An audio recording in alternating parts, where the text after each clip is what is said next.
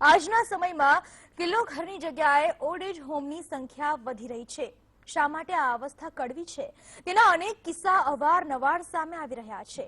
તેમાંનો એક કિસ્સો ઉત્તર પ્રદેશના બિજનૌરનો છે, જે જોઈને વૃદ્ધાવસ્થાની કલ્પના માત્રથી કંપારી છૂટી જાય। એક જલ્લાદ વહુનો વિડીયો સોશિયલ મીડિયા પર વાયરલ થયો છે અને લોકો આ વહુની હેવાનિયત જોઈને તેના પર ફિટકાર વરસાવી રહ્યા છે। ત્યારે જોઈએ આ અંગે અમારી આ વિશેષ રજૂઆત, જલ્લાદ વહુનો જુલમ।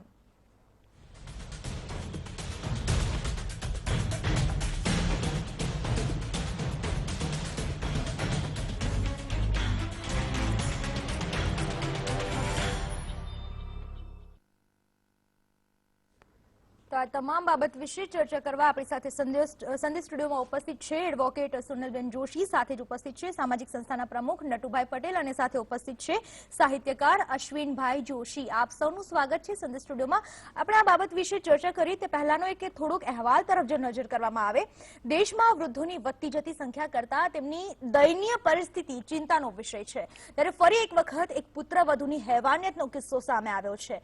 ઉત્તર પ્રદેશમાં બનેલી આ બીજી ઘટના છે, જેમાં એક પુત્રવધુ બીમારીના બીછાને પડેલી પોતાની બીમાર સાસુની ધોલાઈ કરી રહી છે। હેવાનિયતની પરાકાષ્ઠા શું હોઈ શકે તે આ સોશિયલ મીડિયા પર વાયરલ થયેલા વિડીયોમાં જોઈ શકાય છે।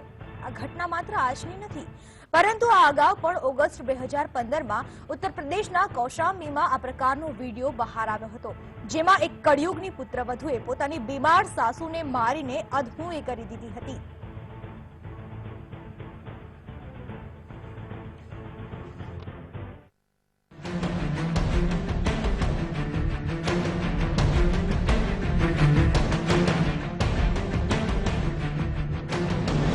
અમે કદાચ તમને એક એવો વિડીયો બતાવી રહ્યા છીએ જે જોઈને નિર્દય વ્યક્તિના મનમાં પણ કરુણા ઉત્પન્ન થઈ જાય અને આ જલ્લાદ વહુ પર ફિટકાર વરસી જાય।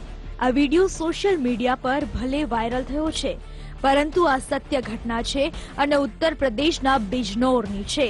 આ વિડીયોમાં પતિ પોતાની પત્નીના ભરોસે બીમાર માતાને ઘરે મૂકીને જાય છે, ત્યારે તેની ગેરહાજરીનો લાભ લઈ પત્ની સાસુની સેવા કરવાની જગ્યાએ ગુજારે છે તેના પર અત્યાચાર।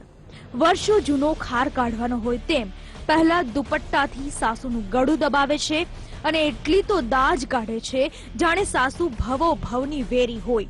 ક્યાંય સુધી ગળું દબાવ્યા બાદ જ્યારે પોતાનો મનસૂબો પાર નથી પડતો, ત્યારે જલ્લાદ વહુ રસોડામાં જઈને પથ્થર લઈ આવે છે અને દે ધનાધન એક પછી એક 4 થી 5 વખત પીઠ અને માથામાં પથ્થરો મારવા લાગે છે।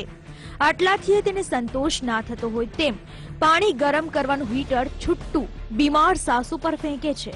સાસુ તેનાથી બચવાનો પ્રયાસ કરે છે, સાથે જ પોતાના પુત્રને ફોન કરીને જલ્લાદ વહુ અંગે ફરિયાદ કરે છે। किचन में से आके इसने मेरे मुंह पे बहुत चांटे मारे, फिर गला घोटा बहुत पूरी ताकत से, भारी भरकम पत्थर लेके आई। उसने मेरे सिर पे और कमर में धनाधन बरसा डाले। આ ઘટનાની જાણ થતાં જ પુત્રએ રૂમમાં લગાવેલા સીસીટીવીના આધારે પોલીસ ફરિયાદ નોંધાવી છે। ये अक्सर मेरी माँ बाप के साथ मारपीट करती रहती थी, अक्सर ये वारदात होती रहती थी। मुझे ये था कि कोई ऐसी वारदात ना हो जाए कि किसी की हो जाए। मैंने ये सोचा कि सीसी कैमरे लगाओ, शायद कुछ उससे कमी आए काम में, और उस दिन तो इसने सारी हदें पार कर दी। हम मुझको इनको 4 तारीख में जेल में भिजवा दिया झूठी एप्लीकेशन देके। તો આ તરફ વહુ જ્યારે પોતાના બચાવમાં કંઈક કહી રહી છે, ત્યારે તેના મોઢા પરથી લકીરે પસ્તાવો જોવા નથી મળ્યો કે નથી તેને સાસરિયા તરફથી કોઈ ત્રાસ અપાતો હોય તેવું લાગી રહ્યું। तो इनको निकालने के लिए ढंग है और इन्होंने नकली वीडियो फिल्म बना के हमें बर्बाद करने के लिए दिखाया है। तो वो मुझे आदेश अपनी मम्मी पापा के कहने से मुझे दुकान पर लड़ना पड़ता था, क्योंकि मुझे पति चाहिए था। हाल तो પોલીસે સીસીટીવી ફૂટેજના આધારે આ જલ્લાદ વહુની ધરપકડ કરી છે। વાત ગમે તે હોય, પણ આટલી હદે એક સ્ત્રી બીજી સ્ત્રી પર કેવી રીતે હેવાનિયત વરસાવી શકે તે ખરેખર વિચારવા જેવી બાબત છે। કદાચ સમાજમાં ઘણી જગ્યાએ આવા કિસ્સા બનતા હશે, પરંતુ તે બહાર નહીં આવતા હોય। બ્યુરો રિપોર્ટ, સંદેશ ન્યૂઝ। તો ઉત્તર પ્રદેશના બિજનૌરમાં વહુએ જલ્લાદ બનીને સાસુને માર મારતા ચકચાર મચી ગઈ છે। આ ઘટના સીસીટીવીમાં કેદ થતા દેશભરના લોકો વહુ પ્રત્યે ફિટકાર વરસાવી રહ્યા છે। જાણીએ આ મામલે શું છે લોકોની પ્રતિક્રિયા। और इस तरह से बर्बर व्यवहार कर रही हैं। और ये हकीकत है कि कुछ प्रतिशत महिलाएं हैं जो कानूनों का मिसयूज करती हैं, पुरुषों को और परिवार के अन्य सदस्यों को परेशान करती हैं, और ये उसका जीता जागता उदाहरण है। मुझे जो महिला गिरफ्तार की गई है उसको पूरी सजा मिले, क्योंकि हमारे देश की संस्कृति ये नहीं कहती कि इस तरह से बुजुर्गों को मारा जाए। विवशता थी कि एक बेटा अपनी मां को पीटते हुए देख रहा है लेकिन अपनी पत्नी के सामने घुटने टेक दे रहा है। ये सिर्फ विवशता इसलिए है क्योंकि 498A का जो कानून है उसका इतना दुरुपयोग हो रहा है कि अगर आपने जरा सा कुछ बोला तो ये बहुएं जो है पति और उसकी मां के खिलाफ जाके पुलिस में तुरंत केस कर देती हैं। તો આવો જ એક કિસ્સો સામે આવ્યો હતો ઓગસ્ટ 2015માં, જેમાં યુપીના કૌશાંબીમાં કળિયુગની વહુએ પોતાની જ પથારી વશ સાસુને આવો જ માર માર્યો. જોઈએ એક અહેવાલ.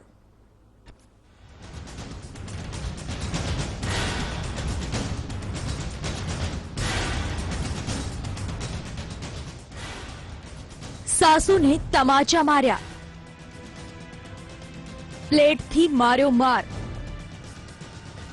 ચાદરથી મોઢું દબાવ્યું, ખાટલા પરથી નીચે ધકેલ્યા. આપ ફૂટેજમાં જોઈ રહ્યા છો કે એક વૃદ્ધ મહિલા ખાટલા પર સૂતી છે અને થોડી જ વારમાં તેની વહુ આવે છે અને તેને થપ્પડ મારવાનું શરૂ કરે છે. થપ્પડ માર્યા બાદ પણ વહુનું મન ભરાતું નથી અને પોતાના હાથમાં પકડેલી પ્લેટથી પોતાના સાસુને મારે છે અને ખાટલા પર સૂતેલા પોતાના સાસુને તેની ચાદરથી મોઢું દબાવે છે. ત્યારબાદ પણ વહુ પોતાની લકવાગ્રસ્ત સાસુને ખાટલા પરથી પણ નીચે ધકેલી દે છે. પરંતુ પોતાના સાસુ પર અત્યાચાર કરી રહેલી આ વહુ એ વાતથી બેખબર હતી કે પોતાની આ નીચ કરતૂત ઘરમાં લાગેલા સીસીટીવી કેમેરામાં કેદ થઈ રહી હતી. જલ્લાર નામના શખ્સે પોતાની પત્નીને વિના પૂછે પોતાના ઘરમાં સીસીટીવી કેમેરા લગાવ્યા હતા. તેને શંકા હતી કે તેની પત્ની તેની મા સાથે ખોટું વર્તન કરતી હતી. પરંતુ સીસીટીવી કેમેરામાં જે સામે આવ્યું તેને જોઈને જલ્લારના પગ નીચેથી જમીન ખસી ગઈ. જલ્લારની માં લકવાગ્રસ્ત છે અને બીમારીના કારણે તે પથારીવશ છે. જલ્લારને ઘરમાં સીસીટીવી લગાવવાની સલાહ તેના મિત્રએ આપી હતી, પરંતુ સીસીટીવીમાં જે સામે આવ્યું તેની ઉમ્મીદ જલ્લારે ક્યારેય નહોતી કરી. આ મામલામાં પતિએ જ પોલીસમાં ફરિયાદ કરી હતી. બ્યુરો રિપોર્ટ, સંદેશ ન્યૂઝ.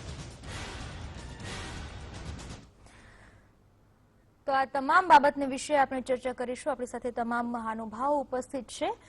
સોનલબેન, આપને પૂછવા માંગીશ કે જે પ્રકારનો કિસ્સો સામે આવ્યો છે ખરેખર એક હેવાનિયતની હદ તો કહી જ શકાય. શું કહેશો આ બાબતને લઈને કે એક આ પ્રકારનું વર્તન માં સાથે કદાચ કોઈ દીકરી ના કરે તો પછી સાસુ સાથે કેમ કરવું જોઈએ?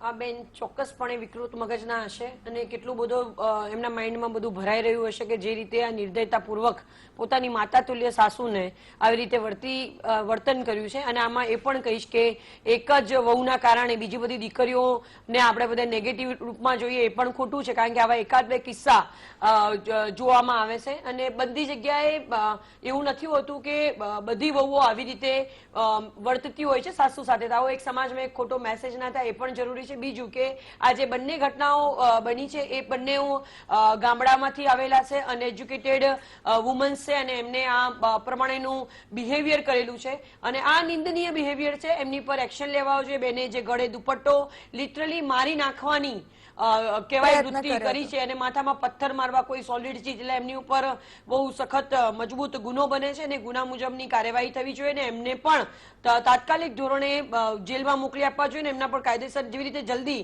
જ્યારે બહેનોના કેસ હોય ત્યારે આપણે એમ કહીએ છીએ કે ફાસ્ટ ટ્રેક કોર્ટમાં ચલાવવા જોઈએ, એમની પર બી ચલાવી અને એમને એક દાખલો બેસવો જોઈએ કે જે રીતે કોઈ પણ વહુ પોતાની વહુ સાસુને અથવા તો જે વડીલો છે વડીલો પ્રત્યે રિસ્પેક્ટની ભાવથી જોઈએ. પોતાના જેવા મા બાપ છે એવા જ બીજાના મા બાપ છે અને એટલા જ આપણા સાસુ સસરા છે એવી રીતે વર્તવું જોઈએ. જી ચોક્કસથી.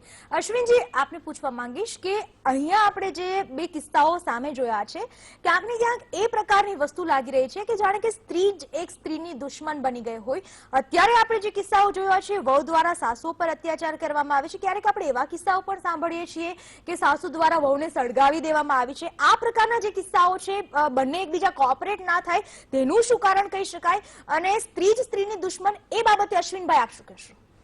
સોનલબેને પહેલી તો બહુ સરસ વાત કરી કે ભાઈ આ જે બે કિસ્સા બન્યા છે એ કિસ્સા દાખલા રૂપ એવા ન હોવા જોઈએ કે બધી જ વહુઓ ખરાબ હોય અને બધી જ વહુઓ પોતાની સાસુને ત્રાસ દેતી હોય છે.